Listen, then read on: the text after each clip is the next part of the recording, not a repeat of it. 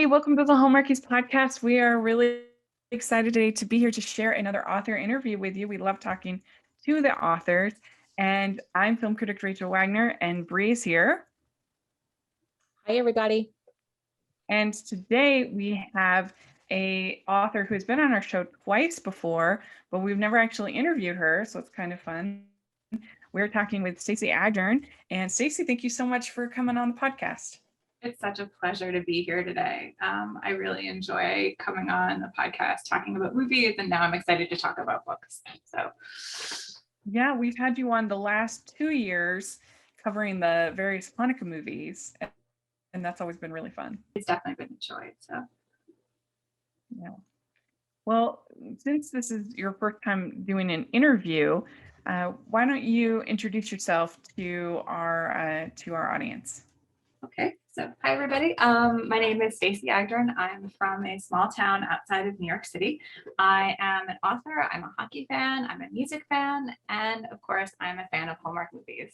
I'm a romance reader for many years, a former bookseller, former romance reviewer. So the genre has been a substantial part of my life for a while, and I'm kind of very proud to be a part of it. So yeah. That's great. So did you always wanted to be a writer growing up?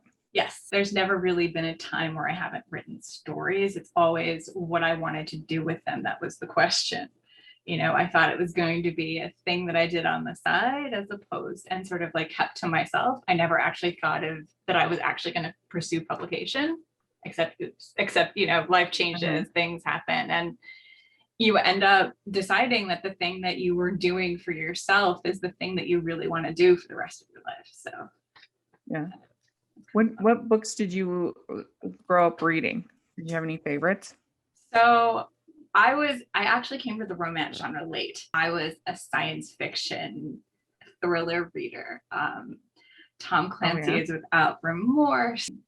I read anything from like Little House on the Prairie to the All of a Kind Family, which was the thing that I loved desperately, to Isaac Asimov books, to Sweet Valley High, to I can't even like the breadth and depth of what I read was kind of basically what I could get my hands on. Mm-hmm.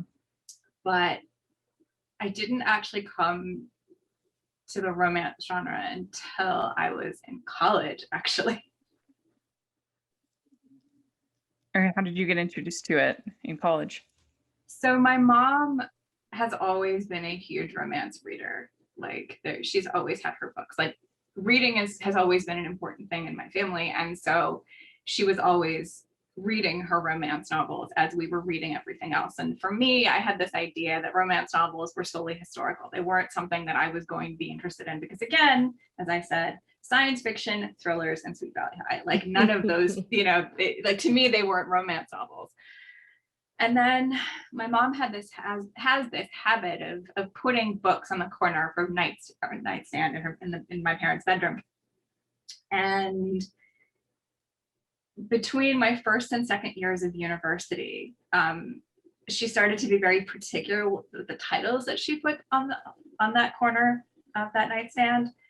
And one day she put a book by Joanna Lindsay on that nightstand. And it was the story of an archaeology professor, a cursed sword, and the Viking attached to it. And I was like, what is this? All of these things, exactly, like all of these things that I didn't think could exist in a romance novel were in this one. Yeah. And it was called Until Forever. And I was obsessed. Again, you know, all of these things that I didn't think romance novels could be were there. And I was like, yes, please give me this and give me more of these. So of course, like the next book that my mother put on that side table was, I think it was an old category of Nora Roberts called Waiting for Nick, which was very close to a situation that I was involved in real life at the time. And so I devoured that one. And then there was a Borders not very far from where my mother was working at the time. and they had one of their 3-for-1 sales. And so of course my mom went in and bought her books. And then very suspiciously, she reaches into the bag and she's like, listen, she's like, I don't know. I thought I was going to like this, but I really don't. Maybe you might like it. And of course we know where this is headed, right? Like Right. we clearly know that this particular title was never a book my mother was going to read, ever. Because what was the title? The Star Princess by Susan Grant. My mother does not read science fiction. She bought it with you in mind. Oh, she absolutely did. It was like, I've got her, and now I'm going to turn her into a romance reader for life. I love that so much. So, exactly, Very right? skillfully, but Yes. she was very skillfully putting those books on the Very much. on her dresser set. It was I love the totally- Nora Roberts. I found by surprise like a series of 5 of her old categories for silhouette, like intimate moments and desire. The Calhoun sisters or something it's called. I was like, oh my gosh, yes, how did I find these? And like all of them, somebody like donated them to half price books and I had to get them. Classic. Like Yeah. the Calhoun's with the matchmaking grandpas, right? No, that yes. was McGregor. Oh my God. But like those family stories of hers, those early family books, like are such like cornerstones of the genre, because she's so good at writing families, generally speaking, and you can see where that came from. Like anywhere from like oh God, like brain is not working today, but like the Born-in trilogy, which I adore to pieces. Always they come like it's a little bit of magic, a little bit of family, but they always come from that same place. Like I have been obsessively reading that I actually rebought over the summer.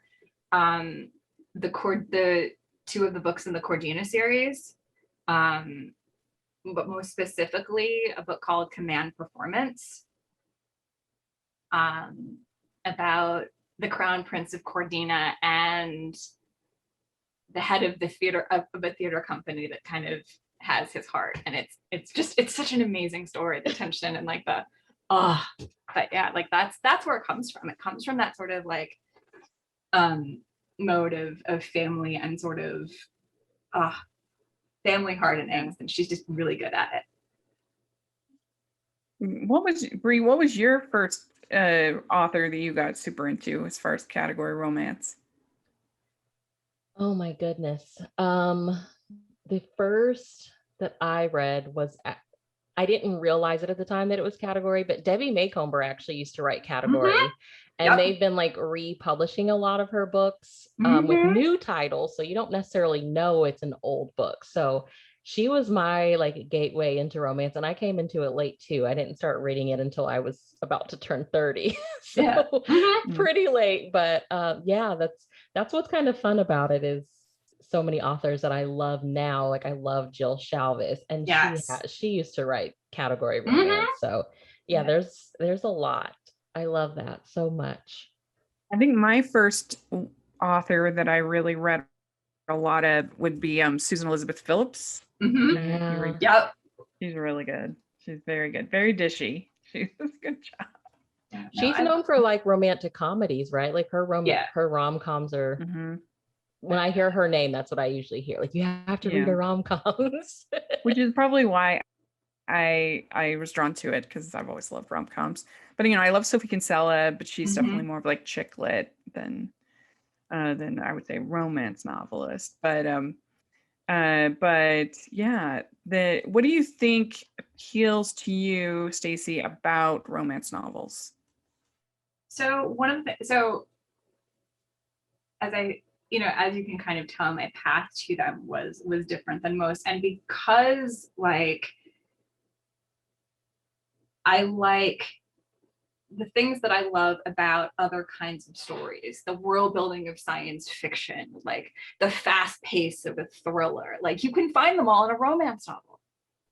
Yeah, absolutely. And it's it's one of the most fungible genres there is, because the fundamental requirement is such an easy thing to place anywhere. You can do anything with it as long as you have that central couple that ends up together. Right. And it's like, I don't, like, you can put it like literally anywhere. And like, as a reader who likes all of these things, to have that beautiful crossover of like a sci-fi romance, a romantic thriller, a time travel, like all of these little elements that I like about other things. You can find in it. Yeah. Exactly. Yeah, I was watching a live show It's like true. a year ago, and Beverly Jenkins, a historical romance author, was on it, and yes, she I was love like, her. she's like, that's why I love romance authors. She's like, we write everything. And I was Yep. like, yes, you do. You will literally find anything in the genre: aliens, time travel, historical, whatever time period, it's there. I love her.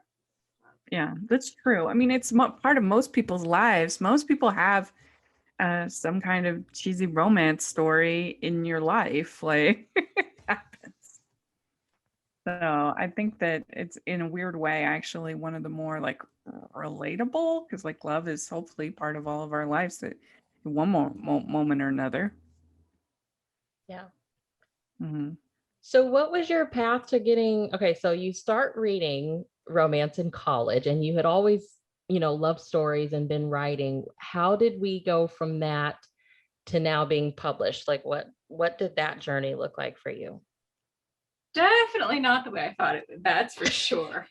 So in grad school, I did a lot of writing, tons of it.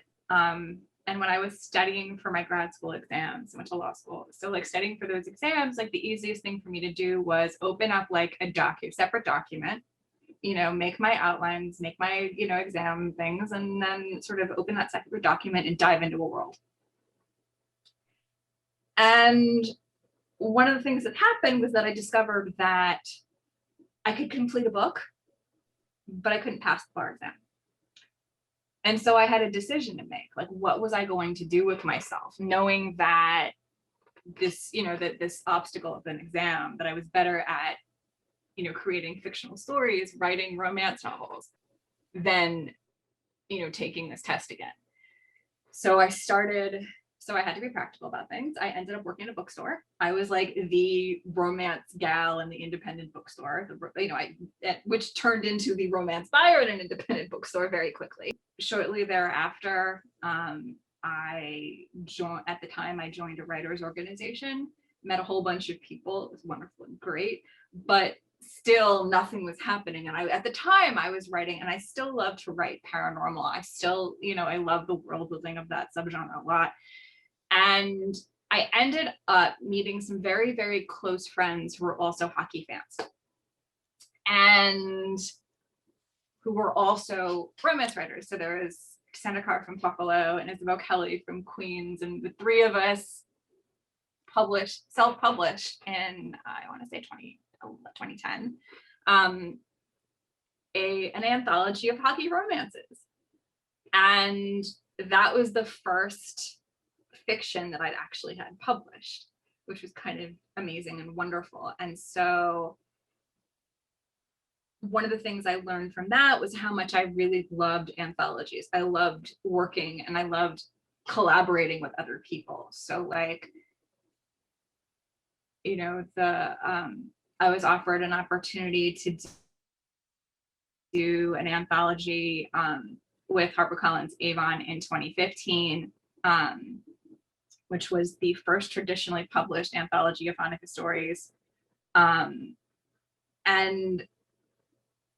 by about 2017, I had been involved in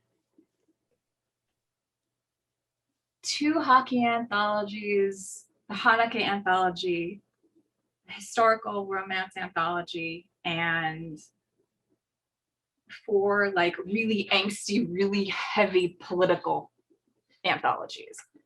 And friends of mine were like, what are you doing? You really have to do something of your own. It's time. Like, no more anthologies, no more collaborating. You have to stop. Right. I'm like, where's the paranormal? I love paranormal. They're under the bed, they're waiting. Okay. Anthology. I needed a brain break. It was 2017. My brain was just like full of angst and mess. And I started watching, that was when I started heavily watching Hallmark movies. The joy, the happiness of Hallmark movies. And I was like, what if? Yeah. What if this was a Hanukkah story? What if the characters were Jewish? What if?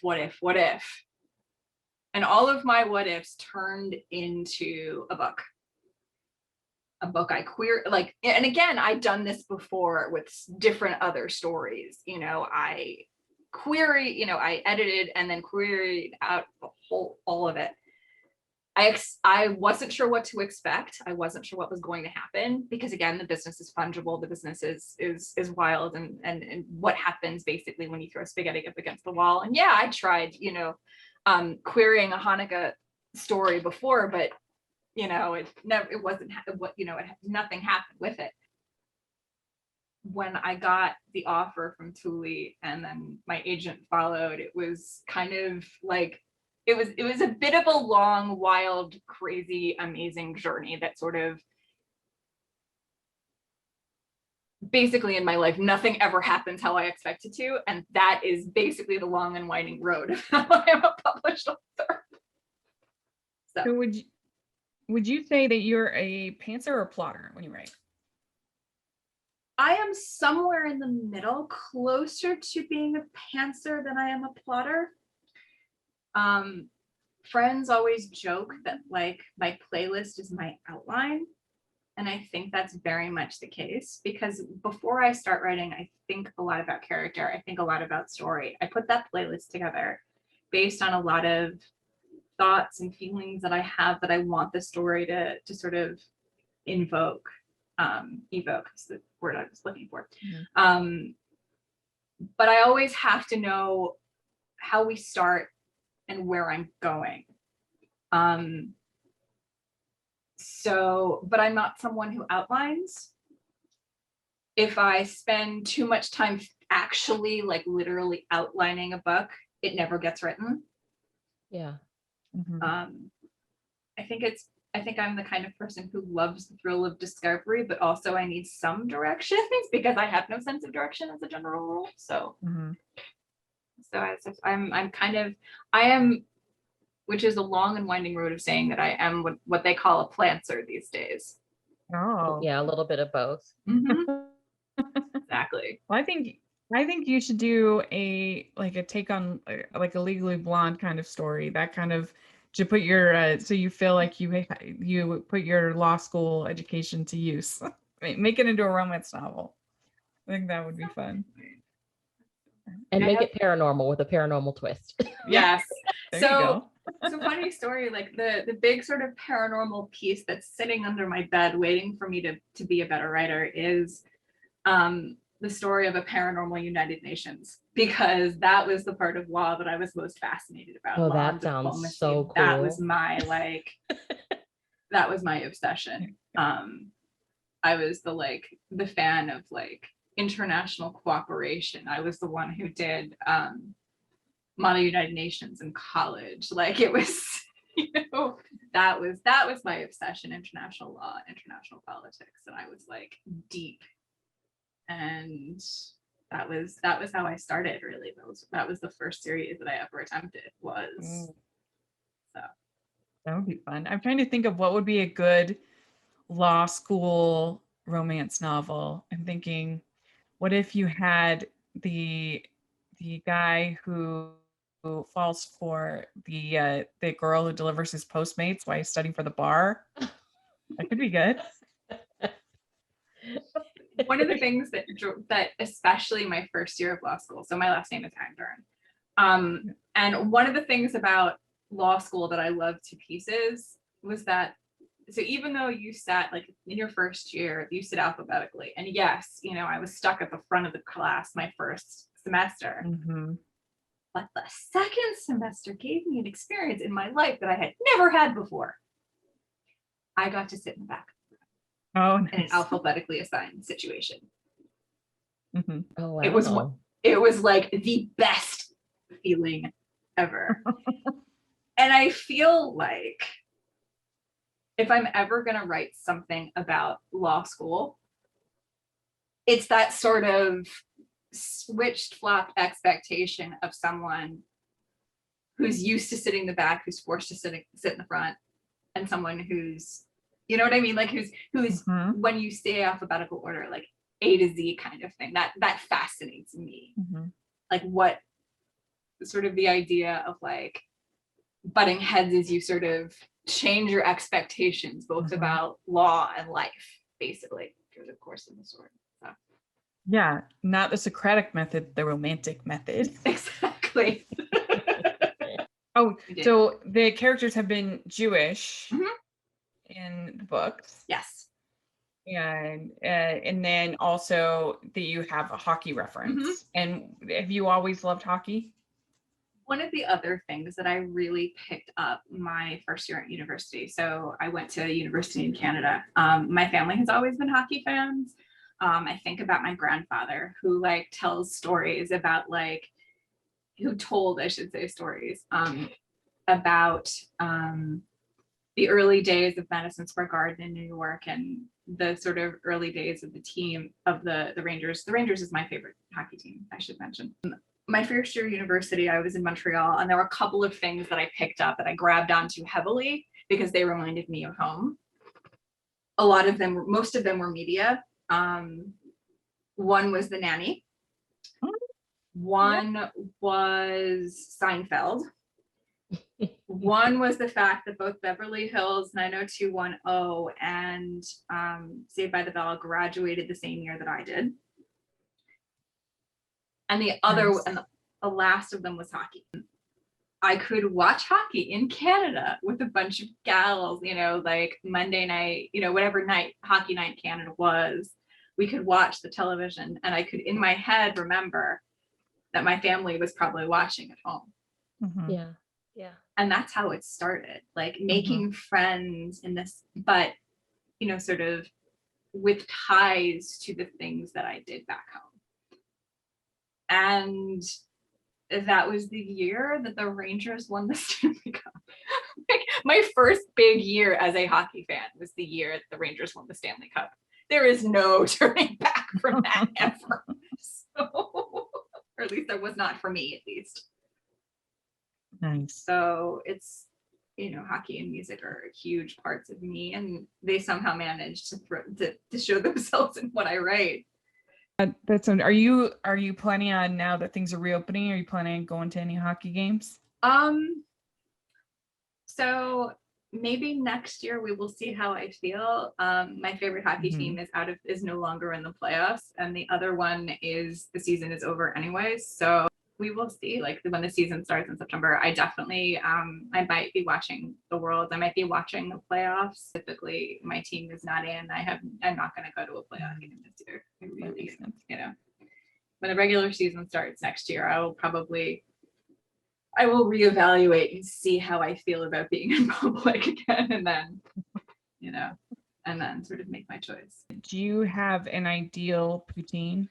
So, perfect. Native New Yorker living in Montreal for 4 years, obsesses over poutine like there's no tomorrow. There's no poutine here. The closest I've gotten to poutine here, there was a place in Brooklyn. It's gonna drive me crazy. That was owned by Myland Deli. In the before, that was owned by an alum from the university that I went to, and smoked meat poutine was that they had there was just perfect, amazing, and wonderful. But like, it's one of my favorite things. Like, I have so many memories of like late nights in university when I was at university, and like spending time with friends, just like randomly eating poutine. So yeah, like what was that experience like of going to college in Canada? I mean, one of my best girlfriends lives in Toronto, and I've told her, like, I feel so ignorant because like I know nothing about Canada and it's literally like on top of the States. But like when you hear of people going to college out of the country, they're usually like going to Europe or somewhere like that. And like it's right there. Like, what was that? How did you, and had you always had your eye on Canada? Did you do research and find the school and it was like the best fit? Like, how did you end up there? So my guidance counselor, my first year in high school, looked at my records, looked at all of the things, and was like, here, and gave me this big, huge brochure. And when I was, and of course, like when you, back in the day, like I don't even know like how they do it now in a lot of ways, but like when I was going, the brochure for colleges, like the course catalogs and stuff, were these huge, like telephone book size, like dictionary size, like 7 encyclopedias stacked one on top of the other sized books that were tenuously tied together. And like when someone puts one of those in front of you for the very first time, that might possibly have things you might possibly be interested in, my eyes kind of like turned like huge, wild, because it was such an exciting prospect. And in the back of my head, that was what I wanted. That was where I wanted to go. I wanted to go elsewhere. I wanted to like, I grew up in a, even though, I grew up, half hour, 45 minutes away from New York City, it's still a small town. It's still, your high school graduating class is probably made of like most of the kids you went to kindergarten with. What you did in kindergarten follows you all the way through. Follows you all the way through, yeah. And like, exactly, like it's that sort of, it's both the good and the bad of like small town experiences. And I literally was like, I want to go. I want to go elsewhere. And the idea of placing a border between me and the rest of the town at the time sounded like the greatest idea. And at the time, the fascinating idea of studying modern languages was like, yes, please, let's do this. So thankfully it worked out that my grades and everything were good enough for me to go when I went. So, but I think partially it was like, it was my vision of I am going abroad to study, something that I liked the idea of. And I just wanted something fundamentally different, even though it wasn't, if that makes sense at all. Yeah. No, it makes sense to me. Definitely when I was college age, I was so ready to get out of my parents' house. And I mean, I'd only lived for 1 year where they were living at the time. And so I didn't have any attachments to the town or the place. And my parents had just had a baby. And my mom was pregnant when I left for college. And and then she had the baby in August, so just before I started my full freshman year. I was just like, I want to get out of this baby world. Yep. So was it like culturally anything that you had to get used to? Or, I mean, did it feel like, oh, I'm literally just a couple of hours away from home? So the funny thing was that, I went to graduate school back in the US. I went to law school back in Albany. And the culture shock between Montreal and like Westchester County was nothing. Wow. Compared to the culture shock between Montreal and Albany. Mm-hmm. If I had gone to a school in the States or in a smaller place or something like that, or even like a school not very far from my hometown, like sure, I would have been fine going directly to Albany. But because I lived in a big city for 4 years, there was culture, there was food, there were, there was a transit system, there was all of these things that I fell in love with and got used to. And I got used to the feeling of the city and how you dress doing certain things and how you felt doing certain things. That when I came back to the States for law school, it was just strange. Yeah. It was like I had gotten used to just living in this amazingly cosmopolitan city, and then I came back and went, oh, okay. Anything from trying to think of like anything from not being able to get sushi in walking distance, or like things being open for how long, or like the reaction of my classmates to the idea of going out for a drink. Like anything and all of those things simultaneously were for me just surprising. Because I feel like in a lot of the media we get, whether it's actual romance novels or movies, there's always this like big city versus small town. And that really bugs me. I love small town romances. I do. However, I'm like, I live in a big city, and it feels at times like I live in a small town because I stick to really my side of the city, and it's not, it's not terrible. So.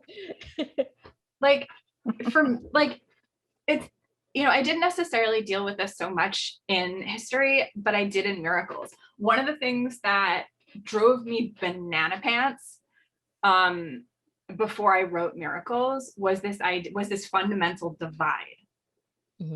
Drove me absolutely bonkers, because here I've been talking about like the tiny, small, insular bubble nature of my hometown that is 45 minutes from New York City, where people go back and forth all the time.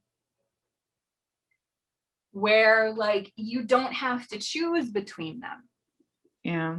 Well, that's what I always said in Chesapeake, when we're talking about Chesapeake Shores, they act like someone moving like to Pennsylvania is like the end of the world, and nobody can have a relationship with somebody that's in Maryland if they live in Pennsylvania. And I'm just like, that's not the way the East Coast works. Exactly. Like there's trouble, there's all that other stuff. And like this idea of like sort of separation between the two. It's like, no. Yeah. There are, what's the word am I looking for? Like there are ways to have both, which, as I said, I dealt more in Miracles with this idea that like there really is no zero-sum game between the two. You can have both if you know what you're doing. Basically, you don't have to decide. So what was that like writing Miracles and Menorahs? I mean, this must have been kind of a dream project for you. Oh my God, it was. It really, really was. It's funny because like Miracles and history are so completely different in terms of like the parts of me they tie into. Miracles is the Hanukkah all the time girl, the girl who grew up like in between, between like the suburbs and New York City, between like all of these things, and tied them all together. And like, it's very much a particular part of my personality. Whereas history comes from the another part of me. It comes from the romantic. It comes from the girl who's like, I love the idea of the impossible relationship, and I want to see more of this particular type of era of history shown and conversation. And I want to write a guy who is that kind of character. Does that like it's those different sort of aspects. And also like I kind of wanted to write a story about coming back and how that feels like. Although that's more love and latkes than history, but I think there's some element to it. Sort of like, what happens when you're away. Yeah, it was really fun. I enjoyed reading it, and it was nice to have sort of that enthusiasm that we see for Christmas in Christmas books and Christmas movies with this Hanukkah theme. It was fun. I'm so glad you thought, like, I'm really, really glad you loved it. But that was my intention. Like, I wanted to sort of fill it, because Hanukkah is one of those holidays that's definitely a holiday of identity. That you celebrate it, because in a lot of ways in the United States, who you are is what you celebrate in a lot of ways. And that's where that comes in for me. Hanukkah is my holiday of identity. I own, like, I don't remember if I brought the hat on, but I do have a rather large Hanukkah hat. It's a menorah hat, I should say. Because it's That's interesting that you say that you are what you celebrate. I haven't thought of that.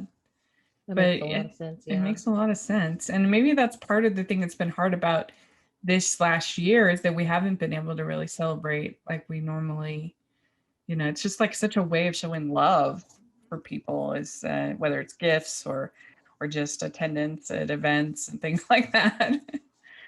So that makes a lot of sense.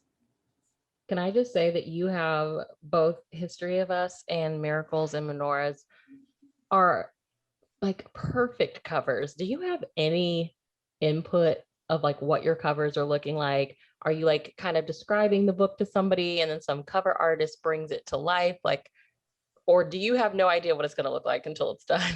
So I have no idea what it's going to look like. You can, I fill out my fact sheets, and I hope, I pray. I have the art department at Thule is just brilliant. Like, the first one came out of my brain. The second, like, literally, like, took a scene out of my brain from the book and like stuck it on the cover. And I'm like, and I literally said, the artist that did that, I want them to do the history cover. And it was funny because I gave them a scene for the history cover, and they gave me not that scene, but another scene in the book. And I was like, this is fantastic.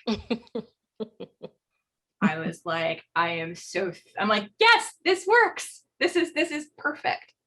You can fill out fact sheets, you can give scenes, you can say, this character looks a little bit like this person, this character looks a little bit like that person, but you never know what's going to happen until you get the cover in your inbox. And I'm just very, very insanely, ridiculously lucky. So. Well, let's talk about History of Us. That's the new book coming out in June. So congratulations. Thank you. And why don't you tell our audience a little bit about what the book is? History of Us is a companion book to Miracles and Menorahs. It's the second book in my Friendships and Festival series. It's the story of Anna, Sarah, who is the heroine of Miracles and Menorahs, her best friend, who wants to finally curate an exhibit of her own at the museum she works for in New York. She gets the golden opportunity to do so. However, her boss will only let her do this if she collects some important archives, or like important elements of archival history from a rather influential family for an exhibit that her boss is putting together.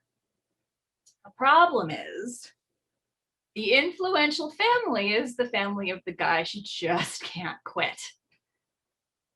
So the meddling matriarch of the family decides to hire Anna to curate an exhibit that will go into the wing of the house that they're going to open as kind of a museum, which means Anna will be in Rockcliffe Manor for the summer at the town's summer festival called Summer Days for the first time in quite a while. And around Jacob, who is the guy in question. And since the last time they saw each other, which was 6 months before, did not go well, this is the very last thing she wants. But of course, he can't quit her either. So this is where we start. Yeah. It was really fun. I liked Anna and Jacob and their dynamic. How did you come up with their characters? So I have always been a fan of what I like to call the impossible relationship. I've read it in a bunch of different books. Evelyn Vaughn's series for Bombshell, aka Goddess and Her Kind of Trouble, Laura Floron's The Chocolate Touch, Kelly Armstrong's A Stitch in Time. Tracy Livesey actually has it in the first book of her Girls Trip series. Oh my gosh, that one's so good. What is it Isn't called? it? I'm Oh blanking my on God. it. Like it's, she's sent into town to shut down the plant that is that the town's lifeblood. And their livelihood. They were not happy about her being there. And it's like the mayor or something that he is the mayor. He is like, so exactly. And that's what he wants to be. He doesn't want to be some like ridiculous like candidate for higher office in the state. Forget that nonsense. He just wants to be a mayor. He wants to, carve his wood carvings on the side. He wants to be happy, and he wants her. We'd like to take a second from this episode of the podcast to celebrate our sponsor of this episode, and that is the Hallmarkies Patreon. Do you love Hallmarkies podcast? Do you want an inside scoop into what happens on the podcast? Do you want early access to episodes and loads of cool perks? Now is the time to become a patron of Hallmarkies podcast. By becoming a patron, you get to access our patron Facebook group. You can request episodes or even be a guest on the podcast. And most importantly, any patron can join our monthly movie watch-alongs with stars like Paul Campbell, Natalie Hall, and more. It's as low as $2 a month to join in and become a special part of the Hallmarkies family. Please consider, and we will love you forever. Go to patreon.com/Hallmarkies. That's patreon.com/Hallmarkies. You think about the elements there. You think about duty. You think about family. You think about power. You think about all of these elements that the world is like shoving on top of them to keep them apart. And yet there they are. Yeah. Yeah. And that is the dynamic I was chasing with Anna and Jacob. The sort of like childhood friends to lovers to second chance to third chance to can we please get ourselves together for freaking Hades' sake? Like, yeah. Can we just get a chance? Exactly. Can we figure this out, please? And the sort of, and that's the dynamic I'm chasing. And so that was one element of it. The second one was the story of Oheka Castle. Oheka Castle is on Long Island. I had been searching for evidence of Jewish history that sort of reminded me of let me step back a second. So when I was 16, I read Stephen Birmingham's book, Our Crowd. It was a book that I'd read as part of my sort of religious, higher religious school education, put it that way. But it blew my mind, because for all of what I had learned about Jewish history, I learned about my specific, path of ancestry. I learned about the shuttles. I learned about the Holocaust. I learned about the sort of the situation where most media places Jewish history and Jewish culture. And reading Stephen Birmingham's book sort of, as I said, blew my mind completely, because Our Crowd is the story of the 500, I want to say it's the 500, the 100. Anyway, it's I don't really remember. I know the Gilded Age, Mrs. Astor had a list of either 100 or 500 acceptable, quote unquote, socially acceptable people that came to her parties and stuff. And so in a parallel world to that lived this group of Jewish family is mostly, sometimes some were Sephardic, some were from, some were German Jews, and our crowd was about the German Jews. And I was like, my mind was blown. I was like, what? It's like, these are Jews? Wait, you're kidding me. Glamorous? What? And that sort of image stayed with me. And I was like, this is fantastic. This is wonderful, but no one talks about it.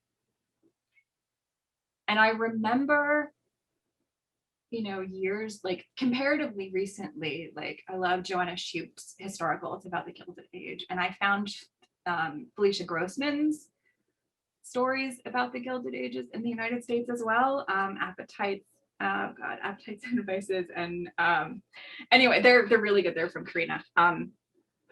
Set exactly kind of around the same time that Joanna Shupe's books are. So they're very sort of interesting and parallel in their own ways.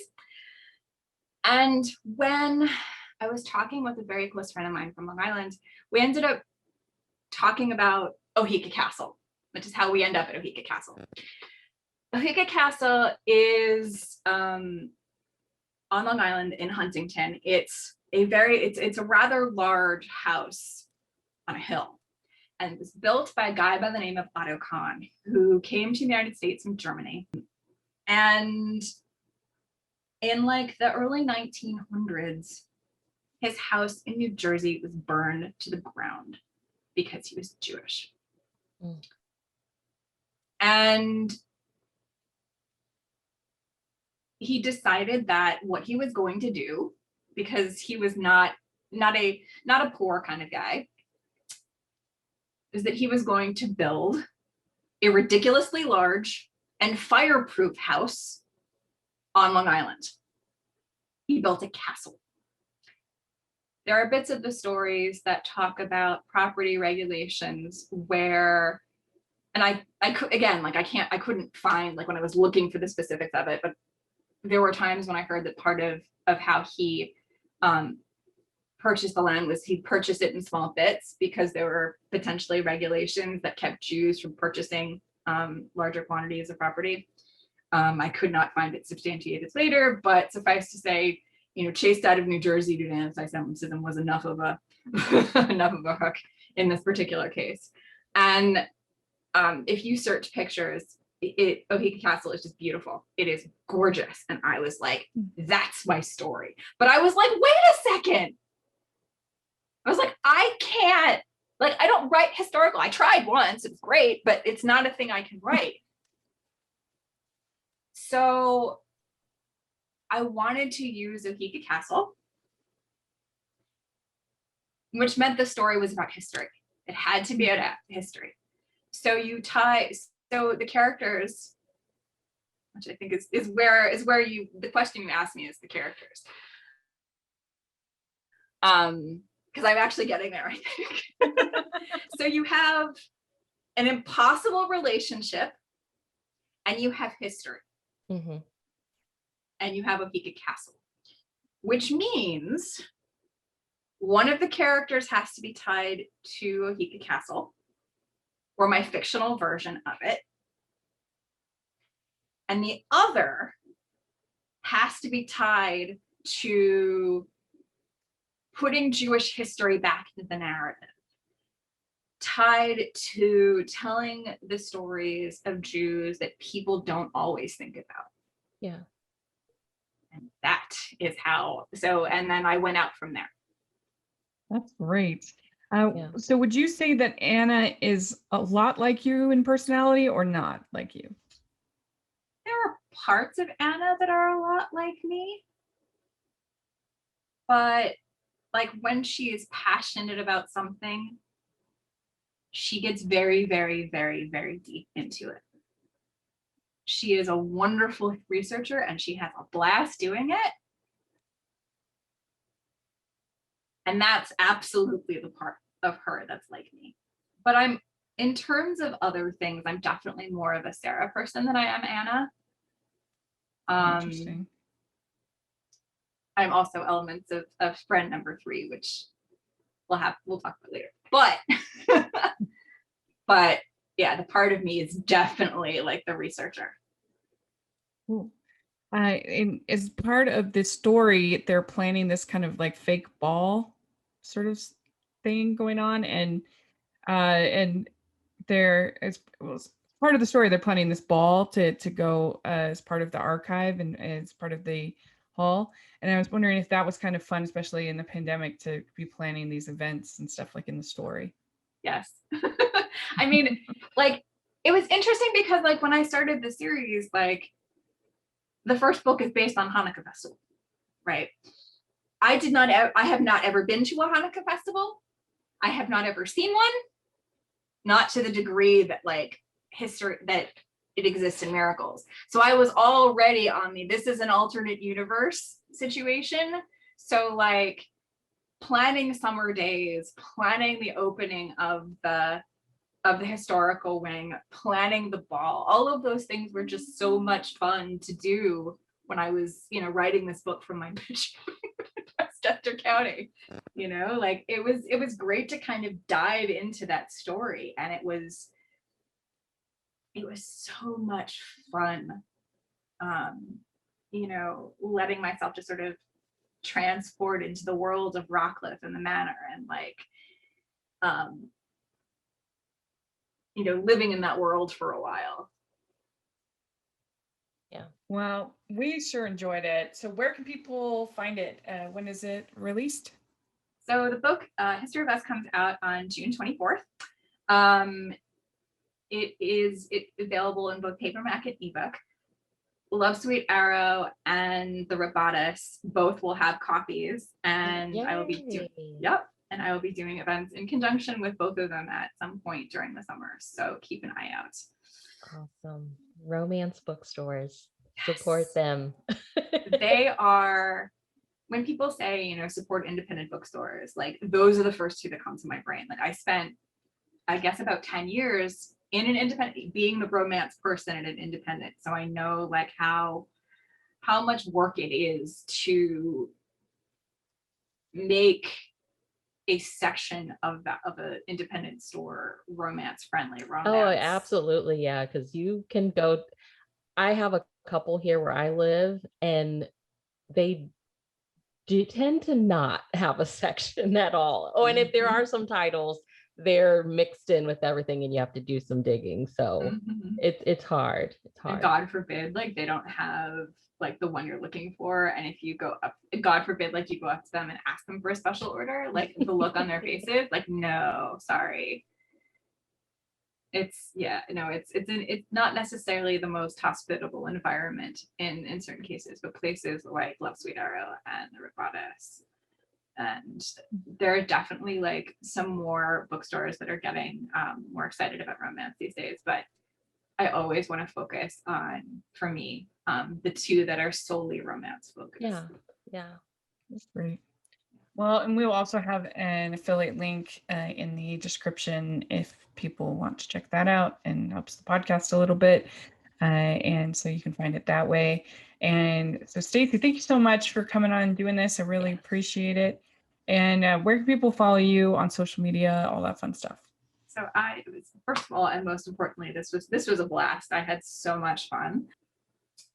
I am NY Stacey on Twitter, S Agdern on Instagram, Stacey A Agdern on Facebook. StaceyAgdern.com is my website. So great. And Bree, where can people find you? I am on Instagram at Falling for Romance, and I also am the co-host of the Categorically Romance podcast with my friend Sarah, where we talk about category romance. Ooh. Yeah, it's very fun.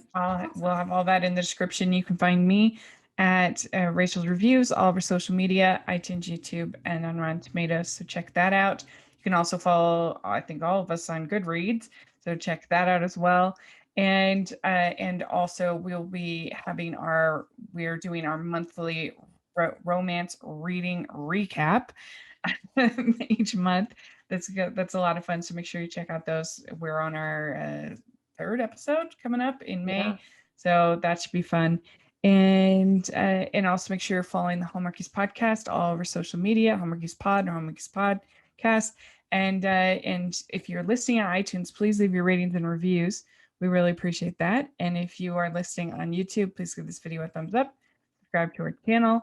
We appreciate that so much. We also have our Patreon group, which we had an incredible watch along this last month with Michael Damian and joined by Lacey Chabert. That was incredible.